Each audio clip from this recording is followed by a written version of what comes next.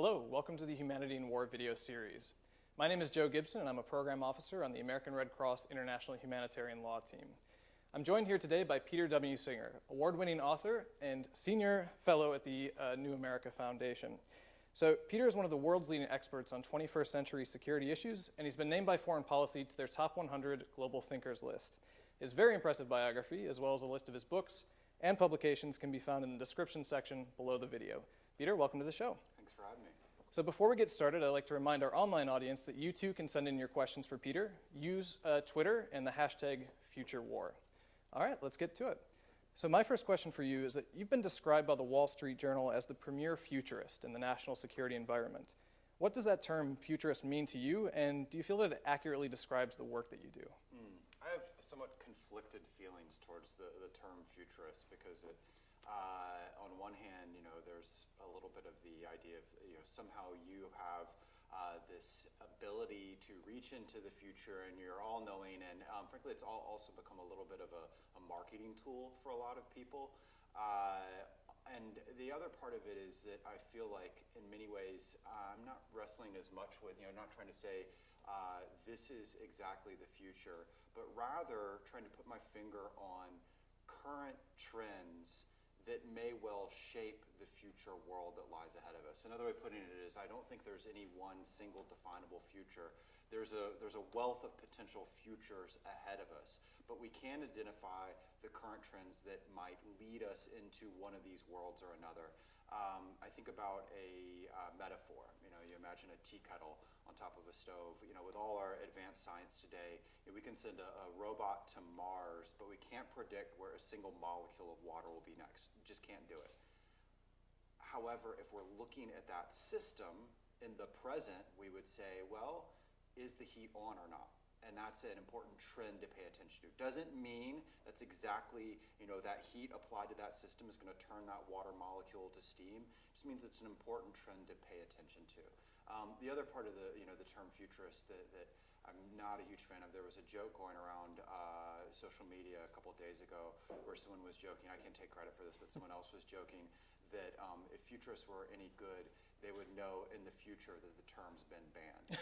So, rather I feel like, again, I'm wrestling with current trends that in some ways people are not willing to pay attention to because they don't fit their current conceptions of reality. I think we can see that a lot when it comes to discussions of conflict and technology.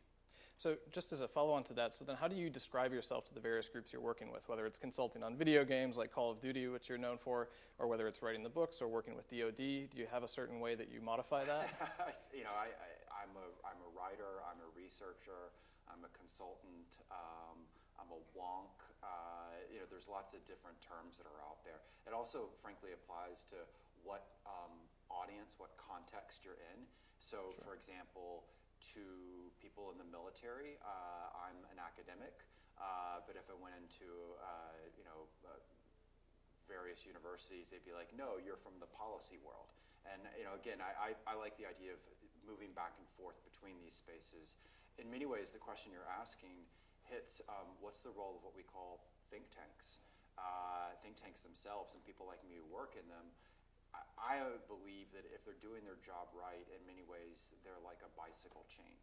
They're linking the research world to contemporary policy problems. Another way of thinking about it is when I worked for a short period in the Pentagon, and our time horizon was usually that morning's video conference. And the memos that would go about usually had very strong assertions, but not much research behind them. You didn't have endnotes or anything like that.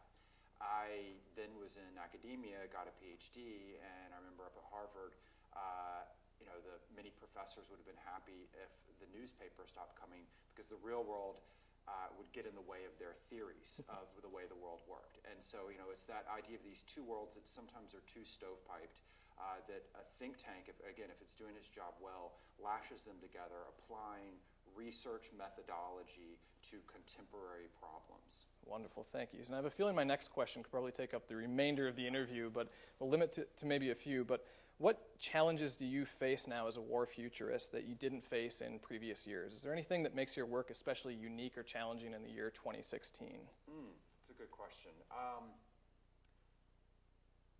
It's funny, the tool of social media, the Web 2.0, internet writ large, on one hand, it's given us something that previous researchers never would have had before in terms of the just absolute wealth of data coming at you on issues in conflict, for example.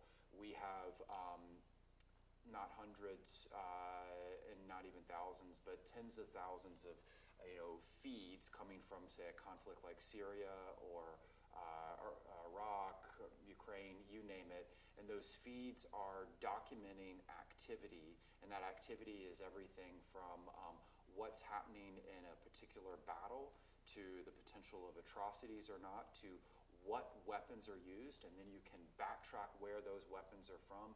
All of these different things are being documented, so we have more information than we've ever had before. That raises a couple of challenges, though. One is that it's the metaphor that a lot of people use, it's like sipping from a fire hose. The second thing is, like a lot of what's going on in the internet, the truth is out there, but it's harder to find because alongside of all of these different feeds, there's all sorts of different efforts to create misinformation, akin to the Edgar Allan Poe story, hide it in plain sight. And I think we can, for example, see that in the battle over what happened to the Malaysian airliner that was shot down, where on one hand you had digital sleuths who essentially documented step by step each of the, and I believe in a fairly persuasive way, what happened by everything from photos of Russian surface-to-air missiles crossing through a town to the same surface-to-air missile battery leaving that town, now missing one of the missiles, all these sorts of things documented in, again, a fairly persuasive way. However, within 24 hours of the shoot-down, the Wikipedia page, for example, for that site became a battlefield, and there were at least, according to research that I've seen, over a half dozen different competing narratives put out of what happened. And some of it was faked footage, other things were people making up stories. In other cases, things that were put online were then rapidly deleted, and so you were trying to find little digital cookie crumbs of it. So the point is, I think what's the benefit of being in this day of age is you have this wealth of data. The challenge is that it's just incredibly hard to navigate it. Absolutely. All right, so now we're going to talk a little bit about your most recent book, Ghost Fleet, which I'm a big fan of and excited to speak to. My first question is, how do you go about researching and writing about the topics contained in the book when most of them are shrouded in secrecy? So my writing partner, August, and I, August Cole, and he's, again, from this space, a writer, a wonk, a researcher. Neither one of us were novelists before, but we stepped into this, and the methodology that we used pulled from a lot of different fields. We wanted to create something different. So it's a thriller novel, but it comes with 400 endnotes to document how every single thing in it, in terms of every single technology, weapon system, trend, even some of the things that the characters say are all pulled from the real world. You can then run down the information. And so this new thing of fiction melded with nonfiction, we came at it using a lot of different methodologies. Sometimes the information is right out there in the open. You just need to be sort of a classic researcher gathering it. So, for example, you want to know what's next for the U.S. Navy, go to the Office of Naval Research and find out what they're letting contracts for. Other times you act like a bit of an intelligence analyst, but now relevant to the last question, an open source intelligence analyst. So, for example, you're trying to figure out what warplanes will equip the next Chinese aircraft carrier that isn't even yet finished under construction. Well, the way you could go about it is pull information from everything from what's popping up at Chinese military trade shows to selfies that Chinese citizens took of themselves in a harbor with the aircraft carrier under construction behind them, marry that up with Google Earth, where you may not know the dimensions of the ship, but you can figure out the dimensions of known objects in the photo and then match that over. And you can figure out things about the ship, for example, by the size of the elevator in it, then what size aircraft is going to deploy on that ship 10 years from now. So you're gathering information in a new way. Other times you're acting like an interviewee. And so we went around meeting with the real world people who might fight in such a war in the 21st century. Sometimes they're the people that you would expect, fighter pilots, ship captains, generals, not just from the US, but from other nations. Other times they're people that we should expect to play a role in these conflicts, but we don't. Again, going back to your prior question about future, because they don't fit into the way we understand the present, let alone the future of war. And so some of the examples would be private military contractors, where we've grown used to, for better or for worse, I would argue mostly for worse, of their presence in the so-called small wars. Well, what about in state-on-state conflict or cyber war? There's expected actors in it, the US Military Cyber Command, its equivalent, the Chinese Third Department, but also there's new actors in cyber conflict, university-based cyber militia, anonymous hacktivists. They are unlikely to sit out such a conflict. And so again, it's, you're bringing together all these different tools and methodologies. And the reason for this is, for a novel, it adds flesh. It adds flesh to the story, gives you sort of the human side, but also adds flesh to the real world lessons you might pull from the story. So to close with an example, I remember speaking with a US fighter pilot about what would it be like in a future dogfight with what they call 5th generation fighter jets. Would it be like in a dogfight where what moves might you pull if you had a J-31 on your tail? But also, how are you going to feel about flying in a dogfight with robotic drones flying alongside you? Now, that sounds like science fiction, and it is a science fiction, except that is the US Air Force's vision of the future of war. It's their strategic plan. But how that pilot feels about that idea of drones flying in the air alongside them is why the Air Force is having such a hard time implementing its own strategic plan. People matter. Absolutely, and that leads really well into my next question, but I do need to take an opportunity to once again remind our viewers that if you do want to send in a question, and I'll be getting to audience questions very soon, you can do so on Twitter using the hashtag #FutureWar. So one of the things that we noted and that we really wanted to talk to you about is that Ghost Fleet takes place in a multitude of realms and operational realms. We've got air, sea, land, and space, the traditional, and then cyber in particular, and there's been a lot of interest in this topic. And we'd just love to get your take on what role do you see cyber taking on in future conflict? Well, I think there's a number of things to pull on in terms of that thread. One is changes that are playing out in war and loom for war. So again, the conflicts of the last several decades have mostly taken place in one domain, on top of the ground, and then you've had the air in a supporting role. For example, if we go back, it's been over 70 years since we saw comparable navies fight at sea in terms of, say, the U.S. Navy fighting a pier. The last time the U.S. Air Force, for example, fought a pier in the air, it was the Army Air Corps. So we have the potential moving forward of more and more what you could think of as multi-domain conflicts, particularly if you saw state powers clashing against each other. You wouldn't just see battles on the ground, you'd see them in the air, at sea, but you'd also, as you hit it, start to see conflict in other domains. One that we've never fought in before is space. The other that's becoming more and more of a conflict zone is cyberspace, which literally didn't exist until a couple decades back.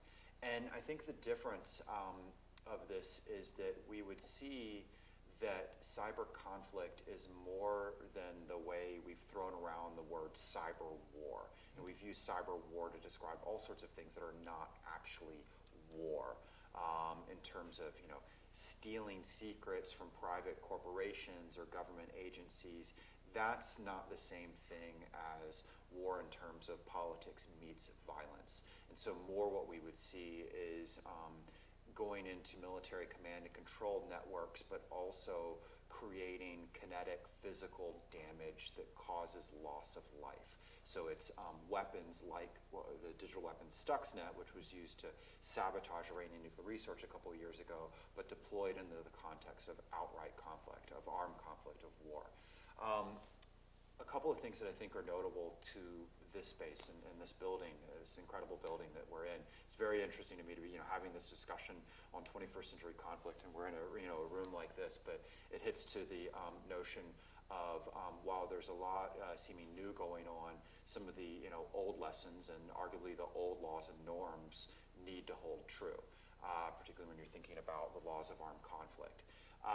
And the challenge that we have playing out is that we have all sorts of new actors moving into these domains, organized in very different ways, with very different senses of sometimes of values, but also their stakes in the game. So some, if you're thinking about deterrence, some fit into a classic deterrence framework. They may be cyber actors, but they reflect a state government that has some turf to hold. Other ones may be transnational groups or criminal groups or whatever that will operate differently. But we also have new questions that are provoked by these new technologies and these new domains. And I think a good illustration is to go back to those domains that we haven't fought in for a while. So if you think about it, a little over 100 years ago, we'd never fought under the sea. And then you get this new technology, science fiction technology of submarines, and allows you to fight under the sea. And it provokes all sorts of new legal, ethical, political questions about what's allowable or not in armed conflict. And a battle over, okay, which of the old rules need to hold in the exact way they've been interpreted before, and when do they need to be updated? So the debate over, does a submarine have to first surface and board a civilian vessel, or can it stay under the water and torpedo? Now, that battle, that debate, was not just a legal, ethical debate. It actually was part of the reason why the United States joins World War I. It's a legal, ethical debate with huge strategic consequence. What's interesting and maybe disturbing, though, is that our attitudes about what were once fearful technologies or what were once considered horrific uses of the technology, sometimes our attitudes change. So if you move the timeline forward, December 7th, 1941, the United States goes from thinking of unrestricted submarine warfare as horrifying, as a violation of the laws of war, as something that no nation should do, in fact, why it should join a conflict. Pearl Harbor happens, and it takes the U.S. 5 hours to change its mind. And so, I think about this when we're wrestling with questions around what's allowable or not in cyber conflict, to other areas like robotics. We have these debates brewing, and we have to pay attention to not only how we think about them now, but how will we think about them in a future context, both when we're more comfortable with the technology, when it doesn't seem so sci-fi, but also when we may be in different kinds of conflicts. Absolutely. So this is something more towards the policy, perhaps, analyst, but somewhere on this bicycle chain. The book Ghost Fleet that you and August wrote does provide an opportunity to really stretch the brains of policymakers, war fighters, pretty much anyone in this realm. Is there a core message that you're trying to communicate with the book, or is there a lesson that you're trying to impart or something you'd like to flag? I think what we're trying to do with the book is illustrate a lesson that we're calling useful fiction, that you can simultaneously entertain, draw readers in that way, but also hopefully the reader walks away with a greater sense of understanding, and that understanding may be on anything from the possibility of this kind of conflict. We've, for the last generation, considered great power conflict to be something that we'd seemingly put in our historic rearview mirror, and yet there are some dark trends in the 21st century where we're seeing the return of great power conflict, to the possibilities and perils of certain kinds of technologies, and to move the discussion from thinking of them as pure science fiction to here's how they might be used, here's how they're planning to be used in the wars of today or tomorrow. A good illustration would be artificial intelligence and killer robotics, where there's a huge debate on it, and that debate has taken place everywhere from the Red Cross to the United Nations to inside the Pentagon. What we do is take it from this generic debate and say, okay, in the book, we document at least 21 different examples of how artificial intelligence, increasingly autonomous robotics, are planned to be used in war. And we're not just visualizing this to entertain you. By the way, here's the end note to the research project, the program, where it's actually being done. And so by walking through, so to speak, in the footsteps of the characters, we also hope that you get a different perspective on it. So, for example, let's move out of the high-tech realm. Let's move into something like Insurgencies, something that's obviously been at the center of warfare for the last couple decades. We follow an insurgency, but we also try and flip the script on the reader, where we put the reader in the position of both the occupying force, but also the insurgent force, but readers may find themselves cheering on the group that they didn't plan to. As an inspiration for us, I think of the TV show, the reboot of Battlestar Galactica, which was science fiction, but had many powerful lessons for the war in Iraq. So the point is you're using the fiction to explore, to explain, to give people a different perspective. And hopefully that turns out to be useful. And that's why engagements like this have just been so incredible, where we've found fans of the book range from people who just want a good read to people in everything from the Red Cross to the U.S. Marine Corps. And it's pretty fantastic that people are able to find common ground through that story and hopefully along the way understand a little bit better. Absolutely. And before we doing this interview, I posted on my Facebook page that I was going to be doing the interview with you. I was excited, and a few of my friends commented that they were reading the book or had read the book, and it wasn't necessarily the group that I expected it to be, and it was a wide range. So you've definitely got some reach in what you've been able to do with fiction and the research and writing you've done. And that's one of the benefits of fiction. Fiction can do a lot of different things when you're thinking about the impact in the policy world. It can explore what ifs in a manner that are sometimes difficult. A great illustration of this in terms of kind of the laws and norms and ethical debate of war is the work of H.G. Wells, where he conceives of what if you could create a more powerful bomb than we'd ever seen before using radioactive materials. I'll call it an atomic bomb. And of course, that raised in the real world deep questions, but he was wrestling with it years before it was even thought possible. As we talked about, fiction can warn of certain dangers, the issues around submarine warfare. Fiction can put you in the perspective of the human actors that are sometimes difficult. Fiction can pose uncomfortable questions, but then most of all, fiction can sometimes have a wider readership. And I can say this because I work at a think tank. Sometimes people are more likely to read a novel than they are a edited volume or white paper, and that's okay. I often, actually, more likely than not, want to read a novel rather than an edited, volume or white paper. Sure, and that actually brings me to my next question, and that the impact that you're making. Do you consider or try and account for the fact that war futurists like yourself might actually be steering the future of war in any way, and even if that's not your intention? You can't say you're not going to have any impact. I mean, that now we get into sort of discussions of science and the observer effect and the like. So you are a player in this world.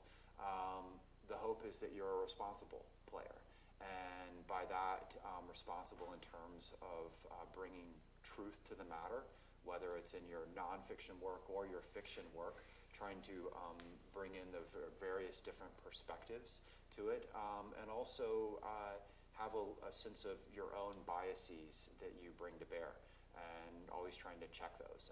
And that's why you think of writing as a lonely game, but actually it's a team effort. And when I say team effort, it's team, and with this book it was a writing team, but the team wasn't just August and I. It wasn't just us and the editor and the publisher.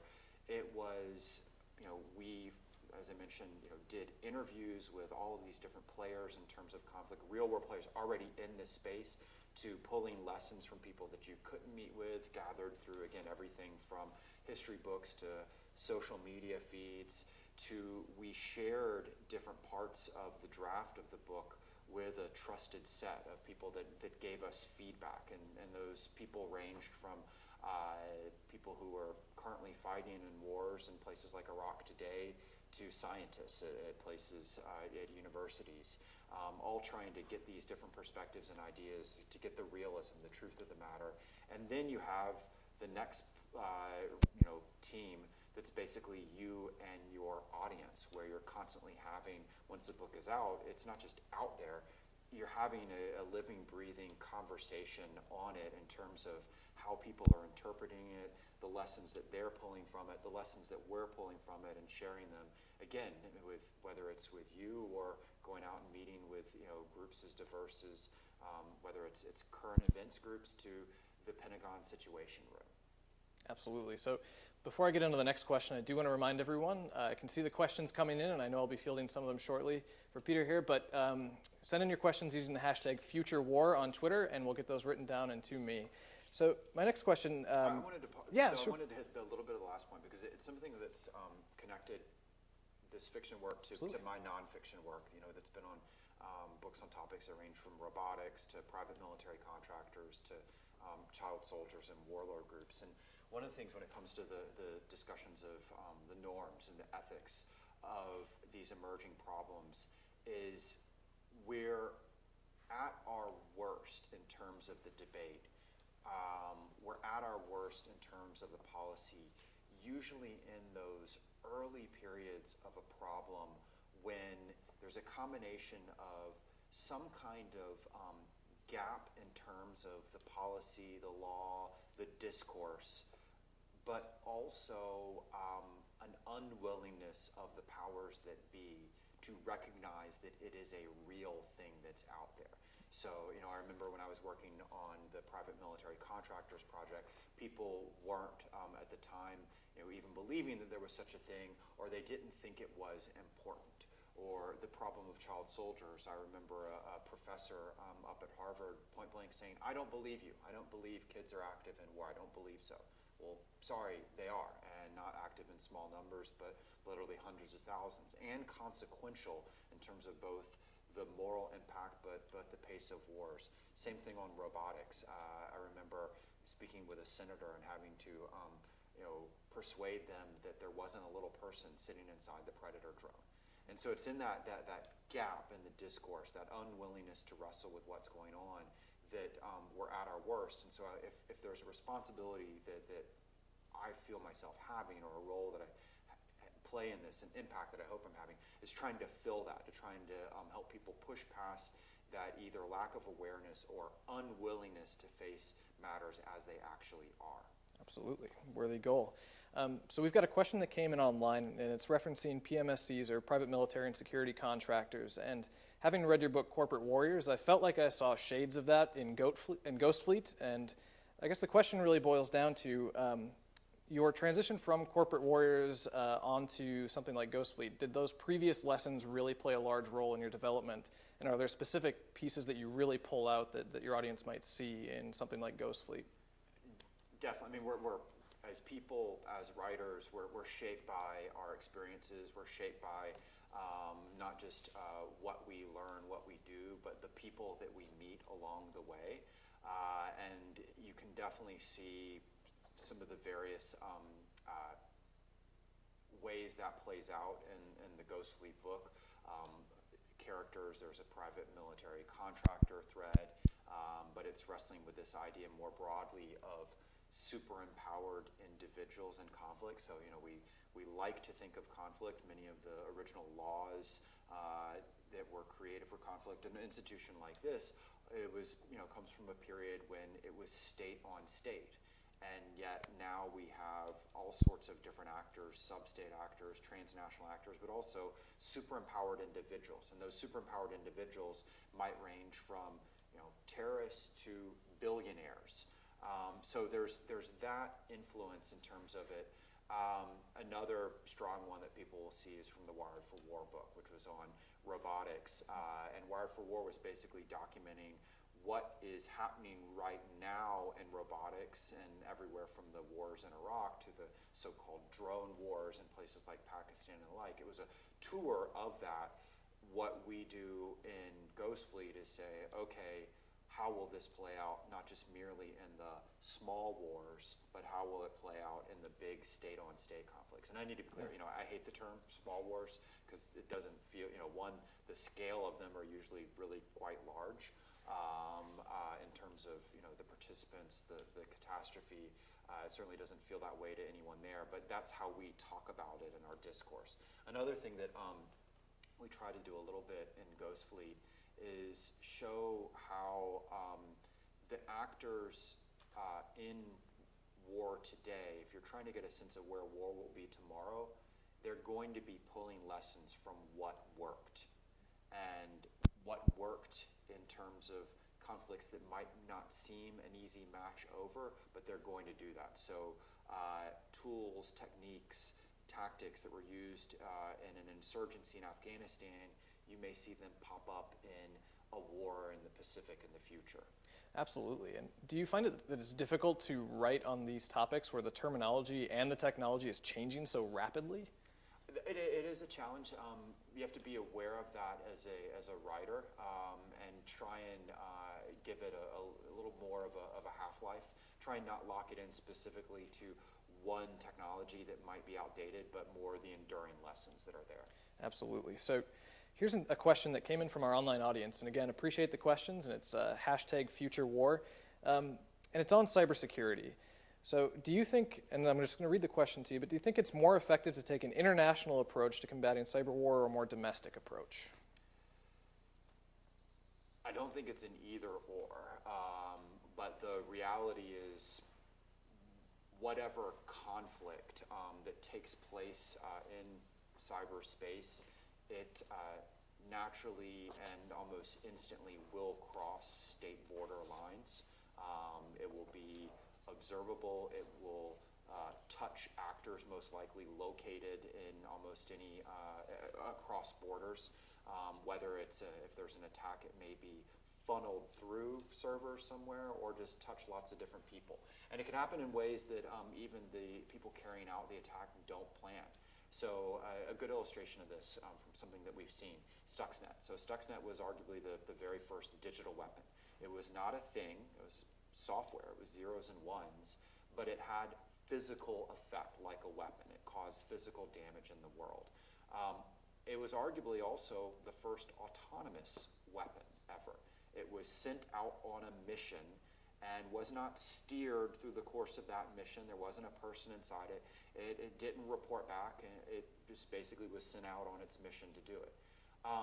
It was also arguably, we can have an argument, maybe the first ethical weapon, which sounds like a misnomer, but it was basically a weapon that was designed to only cause harm to its intended target, and it could not harm any other actor. It was also a weapon that was designed to destroy itself after its use was intended. Think of all the differences with other weapons of collateral damage or landmines. Like, they built it with ethics in mind.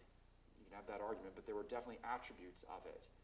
However, it still didn't work out as planned exactly. So it was meant to only target a specific set of Iranian nuclear research.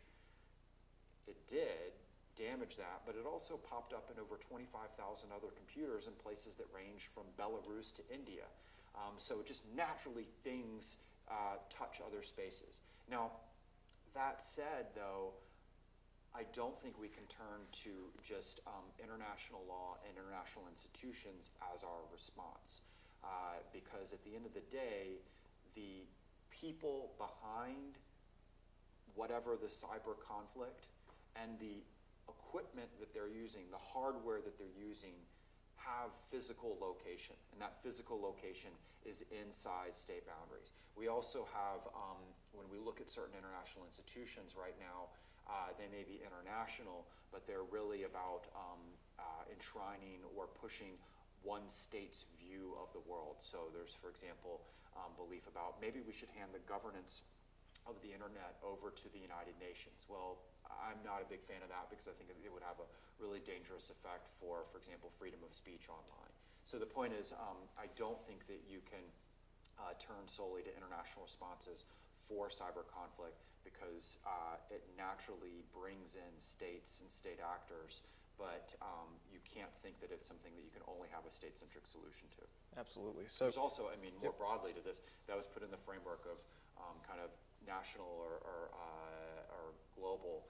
Really, the bigger debate is private or public, where this is a new kind of conflict that will be taking place in inherently civilian territory, so to speak. So a good illustration of this would be well over 90% of U.S. military communications, and pretty much any other nation's military communications, go over the civilian-owned and operated internet. And it raises really interesting questions about what is civilian or not, and how to protect these things in this space. We've got an online viewer who has a question that really ties into this, and they're asking whether you think hacktivist groups like Anonymous can really have an impact, can actually do something like attack a group like ISIS, as they've recently said they're working on. Can these hacktivist groups really have an impact despite not necessarily being state actors? They are definitely engaged. Now, when we talk about Anonymous, now we get into, it's not a single group with a single set of actors. It's more a collective. I mean, there's a broader discussion over it, but it's a collective, and it's kind of crowdsourced joining in. But basically, we have seen effect of these groups on whether it's ISIS recruiting to, we've seen them go after child pornographers. For example, Anonymous's first appearance in mainstream press was a report well over a decade ago in Canadian media that pointed out this group that had just helped take down some child pornographers. Now, what I'm getting at here is not just the question of can it have effect, and that's, we could have a bigger debate on has it made it harder for groups like ISIS to operate online? That's indisputable. Will it defeat ISIS? No, not on its own, just as U.S. Cyber Command's efforts haven't done it on its own. ISIS, at the end of the day, is a group that holds both physical and digital territory. So you're not going to have a solution only come from people doing website takedowns. But what I'm interested in is also the duality of these groups and our discourse about them.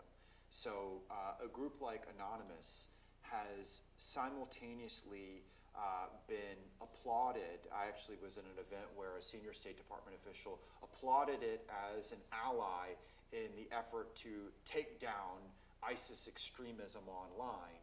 But simultaneous to that, it has been identified by, for example, the prior Secretary of Homeland Security in the U.S. as Exhibit A of cyber threats.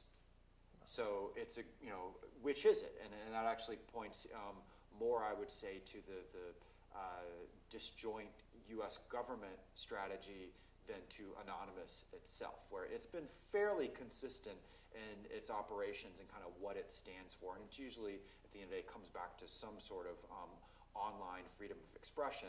But of course, governments, depending on what the situation is, will have a very different take of how they look at freedom of expression. So, happy to see Anonymous, take down, for example, we saw this, efforts against authoritarian regimes, operating against authoritarian regimes during the Arab Spring, but we don't like it when it relates to like the Snowden files or the like. And so that duality of how we approach hacktivist groups is, we'll just put it, strange and confusing, and I'm sure very confusing to the members of themselves, where they're simultaneously being told, you're a great ally, oh, by the way, I want to indict you. Oh, so this may be somebody, a viewer online, who's just looking for your advice here. Let me know. Maybe I'm just saying that because this is an online setting, and I want to be really nice to Anonymous so they don't take us down. Well, this may be someone from Anonymous, but there's got a question on how you see the future of encrypted communications, of private communications on the net. They raise something like Tor or secure drops. As we're looking at this new sphere and everyone that's engaged in it, what is the future of private communication on the internet? I mean, it's a great illustration of what we were just talking about. So Tor, on one hand, is a technology that essentially allowed anonymous communication, not just for the group Anonymous, but it's designed to allow greater anonymity in your online behavior. We know that various government agencies, whether it's Russian and Chinese government to parts of U.S. law enforcement, the NSA, have gone after Tor, trying to basically track people within who are using it. But oh, by the way, what's the origin of Tor? Who paid for it? It started out with U.S. Navy contract funding, and it also, for example, has received awards from this U.S. State Department. And I think that, again, it captures the strangeness of where we're at in this space, where the broader encryption debate is, on one hand, encryption is utterly crucial to the way the internet works. And when I say the way the internet works, not just when we think about armed conflict and people's political rights, but also how we do e-commerce. And protecting it is a key to tamping down on things like cybercrime.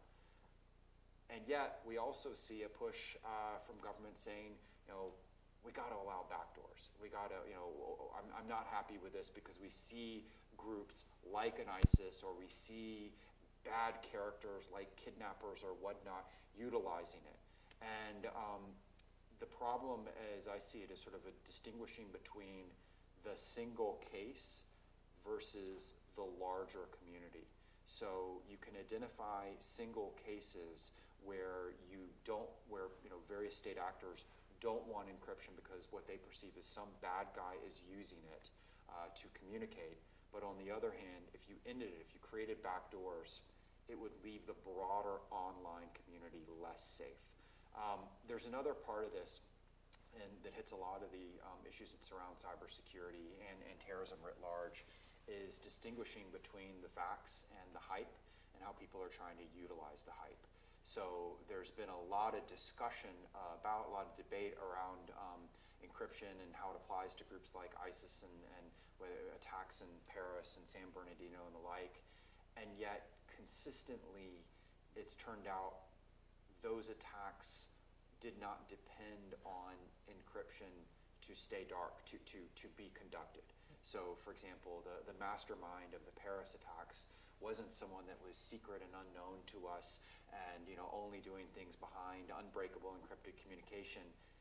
He was actually featured in ISIS's online magazine talking about his plans for how he would carry out attacks in Europe. Much of what we know about the San Bernardino attackers is from what was being posted online. And so again, it goes back to a little bit of what we were talking about before.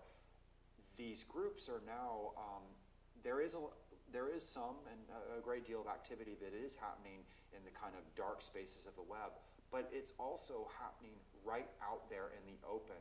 We know more about them than we ever did in the past. And so again, we need to distinguish between the facts of the matter and kind of the sexy hype of this. And this is, I think, going to get even more worrisome when we move outside of debates around encryption and things like cyber terrorism. One of my horses that I like to beat to keep bringing up is cyber terrorism is this term that we use repeatedly. It's appeared in tens of thousands of newspaper, magazine articles, academic journals. And yet, how many incidents of actual cyber terrorism have there been? 0. Now, it doesn't mean there won't one day be actual incidents of cyber terrorism. We need to distinguish between a terrorist using the internet to communicate versus using it to conduct an act of terrorism. A lot like the difference of a terrorist using a letter to communicate to someone versus sending a letter bomb. We wouldn't call a terrorist sending a letter to someone postal terrorism. Same thing, we shouldn't call terrorists communicating cyber terrorism, but we do. And the result, though, is that when we treat this topic this way, when we fall prey to this mix of ignorance and fear, we end up making mistakes that don't just take away our rights, but they end up making us less secure in the end. Absolutely. And this misinformation and hype that's out there, I mean, where do you fall on the scale of it? Are we talking about ignorance, or are we talking about political goals? I mean, is it put out there on purpose, or, I mean, I guess the question would be... You just asked a question that's, maybe the question of the 2016 election here in the U.S. Could be.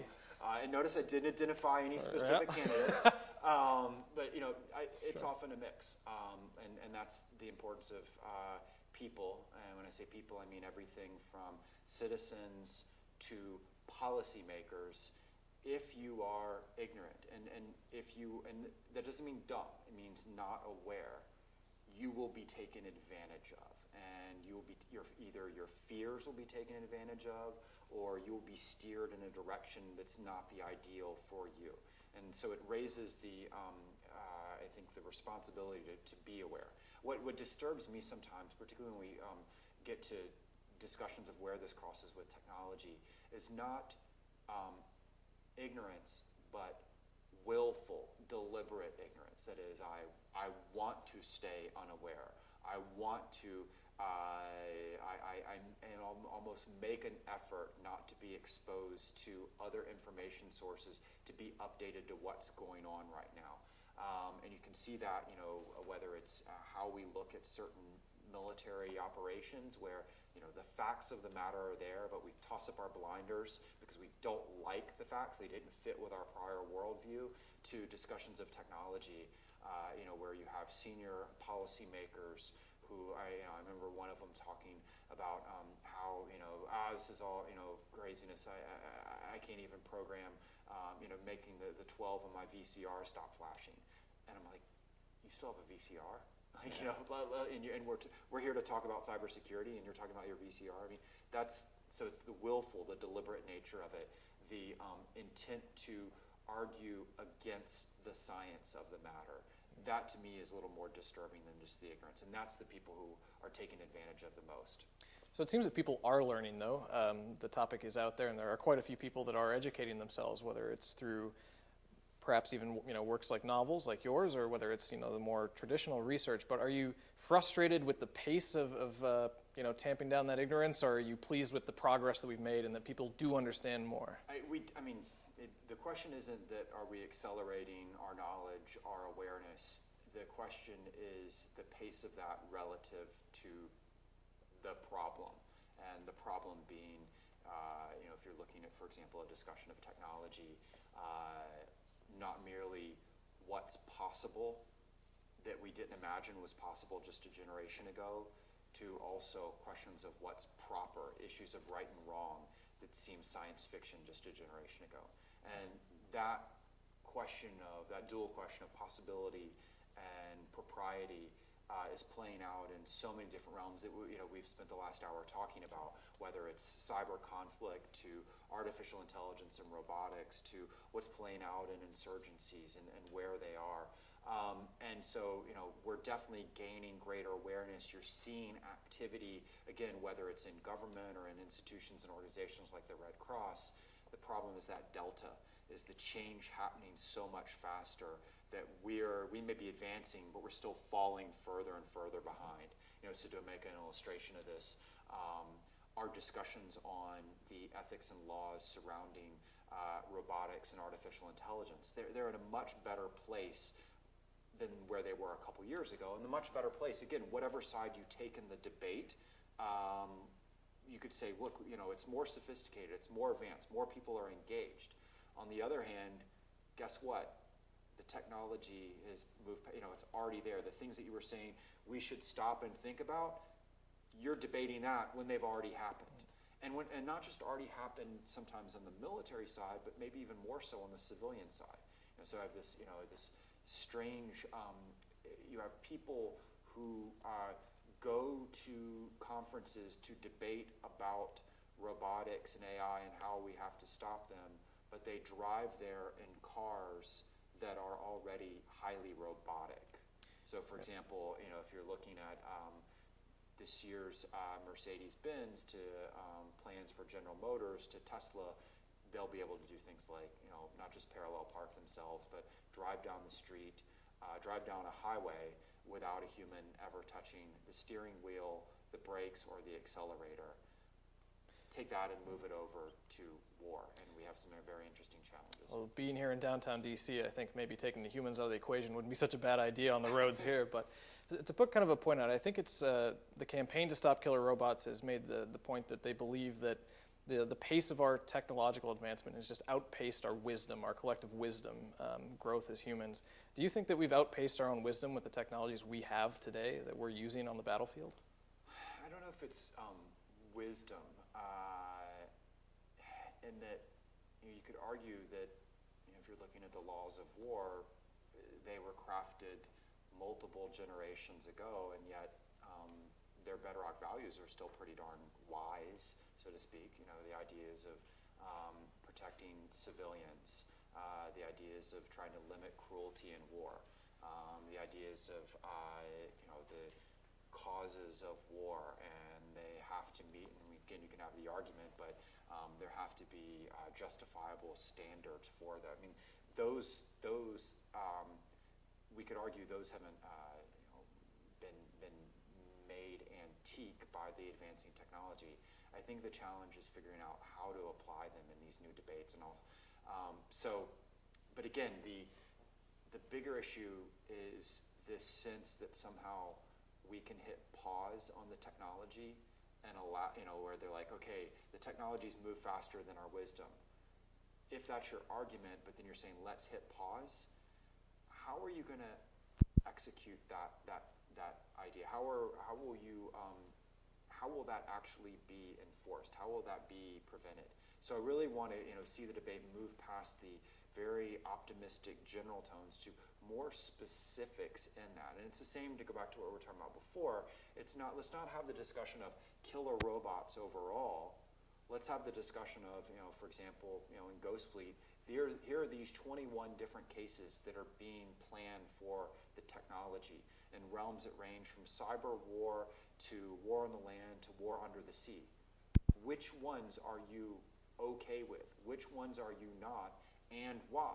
So, for example, if you are concerned about civilian casualties, that may lead you to have a different attitude towards autonomy and war taking place on the land where there's lots of humans versus under the sea, where the risk of civilian casualties, you're not going to mistake a Kilo class submarine for an underwater cruise liner, because we don't have underwater cruise liners, versus on the ground you can see weapon systems making an easy mistake between a tank and a bus, because guess what? Humans have made those similar kind of mistakes. But what I'm getting at is, let's stop having it at this kind of broad level. It won't be effective in that way. Let's talk about it in real terms, and then if you're saying I'm proposing X, how will you actually implement X in kind of legal terms? What will be the enforcement mechanisms for it? Until you're having that kind of discussion, it's not going to be an effective one. Absolutely, and I think that's really the main takeaway from what I've heard, at least over the last hour. And I've got to end it on this last question, which is just kind of a fun one. And I got to relate to it because on our blog, our humanityandwarblog.com, we often reference video games and how they really play out some of the things we're talking about, even serious concepts of international humanitarian law and war technology. But an online question is, how in the world is the video game industry always predicting the new types of weapons we're seeing on the battlefield? So, you could say video games today are a form of entertainment that's, pop culture. But guess what? They used to describe novels and literature that way. And I'm sure there was someone back in the day that, went to Homer and said this epic poem is, pop culture. It's, the point is, it's just a new form of storytelling that's also participatory. Why are the gaming companies, so one, it's like any other form of science fiction. Part of why they're good at predicting it is that they are telling so many different stories that people are only pulling out the ones where they get it right versus, the many other ones where they don't get it right. They don't pay attention to that. But the other is the best games, the best gaming companies aren't just imagining it. They're doing what we talked about. They're conducting research.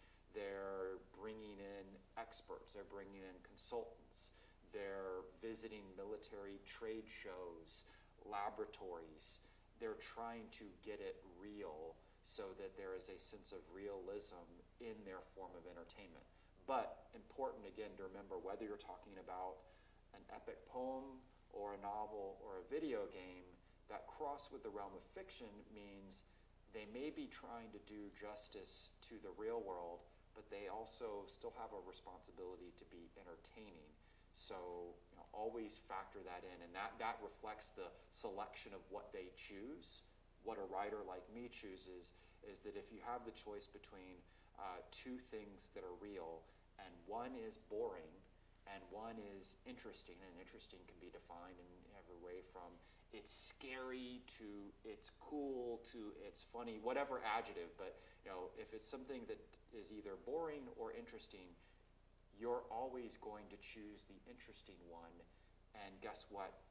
That's because that's what your reader, that's what your player wants. So trying to remember that duality is something that the creator has to bear in mind, but also the people who are dropping into these worlds have to bear in mind.